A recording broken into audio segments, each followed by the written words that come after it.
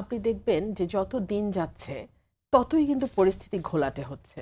যত দিন যাচ্ছে ততই দেশের পরিস্থিতি, সেটা রাজনৈতিক, অর্থনৈতিক, সামাজিক, আইন শৃঙ্খলা অবস্থা ধীরে ধীরে খারাপের দিকে যাচ্ছে। আপনি যদি দেখেন আজকে দেবপ্রিয় ভট্টাচার্য কিন্তু খুব কাছাকাছি একটা কথা বলেছেন। বলেছেন যে দ্রুত আপনারা কাজ করুন, কারণ দর্শক অধৈর্য হয়ে গেলে তার পরিণতি ভালো হবে না। আমরা দেখতে পাচ্ছি মানুষ অধৈর্য, কিন্তু ১০৬ অনুচ্ছেদ নিয়ে যে প্রশ্নটা আমি আজ থেকে ১২ মাস আগে তুলেছিলাম, হয়তো আমি একটু বেশি আগে তুলে ফেলেছিলাম, এতদিন পরে এসে জামাত কিন্তু একই কথা বলছে। ১০৬ অনুচ্ছেদ যখন হলো সেই সময় বিচারপতিরা আসলে কোথায় ছিলেন? তারপরের দিনই তো বিচারপতিরা সকলেই পদত্যাগ করলেন। তার আগ পর্যন্ত বিচারপতিরা তো কেউ কোর্টে ছিলেন না। ৫ থেকে ৭ এই ৩ দিন তো কেউ কোর্টে যান নাই, কোর্টে ছিলেন না। তাদের বাড়িঘর ভাঙচুর হয়েছে, তারা সেনা বাহিনীর হেফাজতে ছিলেন।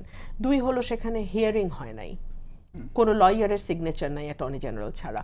এখন এই কথাগুলো যতদিন যাবে তত বেশি ঘোলাটে হবে। একই কথা কিন্তু আজকে দেবপ্রিয় ভট্টাচার্য বলেছেন যে সংবিধান নিয়ে বেশি খোঁচাখুচি করতে গেলে কিন্তু অনেক প্রশ্ন চলে আসবে, অনেক ব্যাপারে প্রশ্ন চলে আসবে। সো দেশটা আরো বেশি অস্থিতিশীলতার দিকে